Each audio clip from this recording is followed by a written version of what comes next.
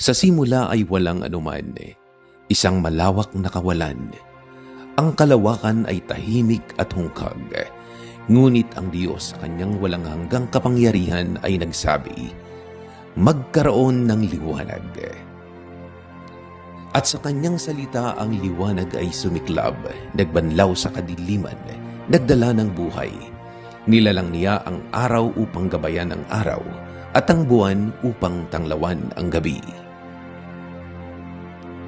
Nilalang niya ang dagat at ang lupa at pinuno niya ng mga bagay na may buhay, mga isda sa dagat, mga ibon sa himpapawid at mga hayop sa lupa. At sa wakas, mula sa alabok ng lupa, hinugis niya ang isang nilalang. Nilikha niya iyon ayon sa kanyang larawan at hiningahan ng hininga ng buhay, ang lalaki na pinangalanan niyang Adan. Ngunit nakita ng Diyos na hindi mabuting siya'y nag-iisa. Pinatulog niya si Adan at mula sa kanyang tadyang, hinubog ang babae, si Eva. Ito ang pinagmulan ng sangkatauhan na kanyang lubos na kinalulugdan. Binigyan ng kapangyarihang pamahalaan ng paraisong kanyang nilalang, kasama ang lahat ng mga may buhay. Subalit sa kabila ng kabutihan ng Diyos, nagpasya ang tao na sumuway sa kanyang utos. Isang tinig ng mapaninlang, ang ahas na nagbula sa kasamahan. Siya ang nagudyok kay Eva na kumain ng ipinagbabawal na bunga, bunga ng punong kahoy ng kaalaman, ng mabuti at masama. Dahil sa isang saglit ng pag-aalinlangan, nilabag nila ang utos ng Diyos na siyang nagnisanhi ng pagkahulog ng sangkatauhan sa kasalanan at kamatayan. Ang dating kadalisayan ay napalitan ng kahihiyan at pagdurusa. Nawalay sila sa Diyos at nagsimula ang daan ng paghihirap at kamatayan para sa lahat ng tao.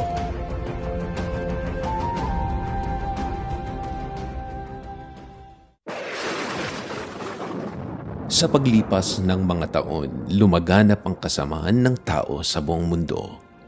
Nakita ito ng Diyos at nagpasya siyang linisin ang mundo sa pamamagitan ng malaking baha. Subalit may isang lalaking matuwid na sumusunod sa Diyos, si Noe. Inutusan siya ng Diyos na magtayo ng isang malaking arka upang iligtas ang kanyang pamilya sa nalalapit na kapahamakan. Sa gitna ng unos at baha, ang arka ang naging silong ng buhay, at nang humupa ang tubig, isang bahaghari ang sumilay, isang tanda ng tipan ng Diyos sa sangkatauhan.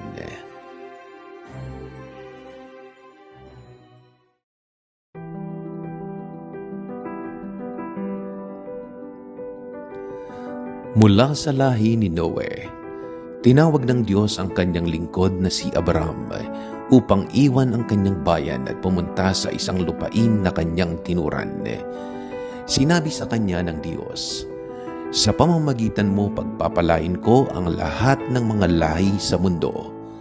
Nagtiwala si Abraham at buong puso siyang sumunod. Pinaniwalaan niya ang pangako ng Diyos na magiging dakila ang kanyang angkan, na siyang magdudulot ng liwanag at pag-asa sa buong sangkatauhan.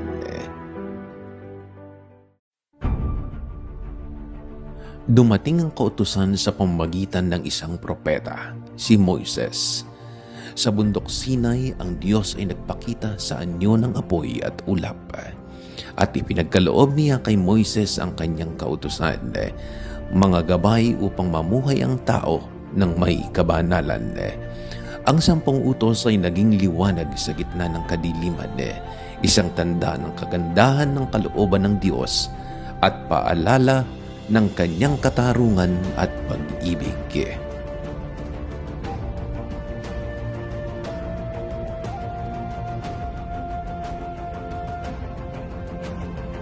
At ang mga propeta ay nagpaabot ng isang dakilang balita, ang pagdating ng Mesiya. Siya ang magdadala ng kaligtasan at muling magbubukas ng daan at ugnayan ng makasalanang tao patungo sa Diyos.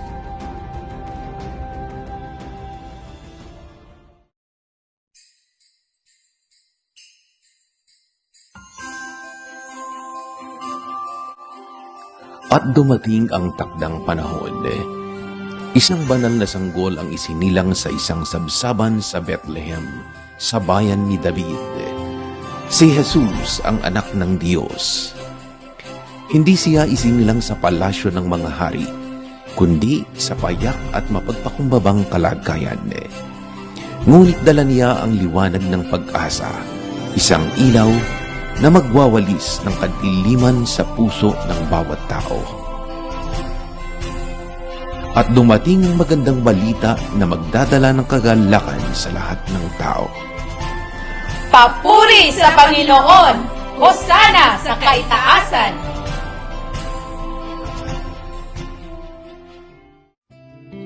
Sapagkat ganun na lamang ang pag-ibig ng Diyos sa sanlibutan, ibinigay niya ang kanyang bugtong na anak upang ang sinumang sumampalataya sa kanya ay hindi mapahamak, kundi magkaroon ng buhay na walang hanggan.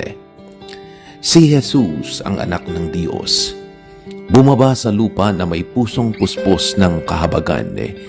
Hindi siya dumating upang tayo ay hatulan, kundi upang iligtas mula sa kapahamakan. Tinuruan niya ang tao na mahalin ang Diyos ng higit sa lahat at mahalin ang kapwa gaya ng sarili. Pinatawad niya ang makasalanan, pinagaling ang may sakit at binuhay ang mga patay. Siya ang tinapay ng buhay, ang tubig na buhay at ang daan, ang katotohanan at ang buhay. Sa kanyang mga salita nakita ng tao ang liwanag at sa kanyang mga gawa naramdaman ang pag-ibig ng Diyos na buhay. Ngunit sa kabila ng kanyang kabutihan, itinakwil siya ng tao. Siya ay ipinagkanulo, hinatulan ng walang sala at ipinako sa krus ng Kalbaryo. Ang bugtong na anak ng Diyos ay namatay alang-alang sa atin.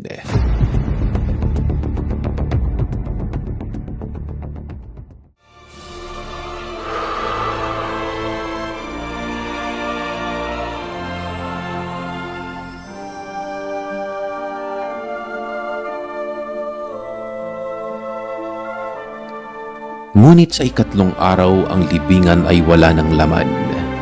Ang libingang bato ay nabuksan, at siya'y muling nabuhay.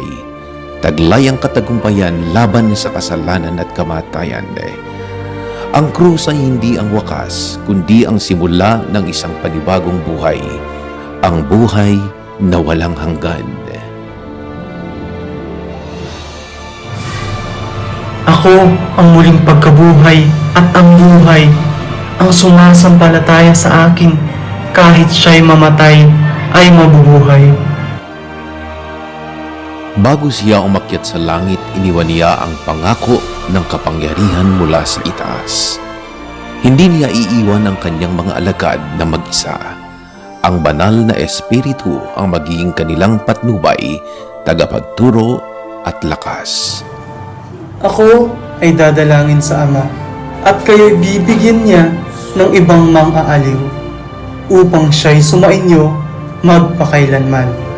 Ang Espiritu ng katotohanan na siyang magtuturo sa inyo ng lahat ng bagay, magpapaalala ng lahat ng aking katuruan, at magbibigay sa inyo ng lakas sa mga pagsubok ng buhay.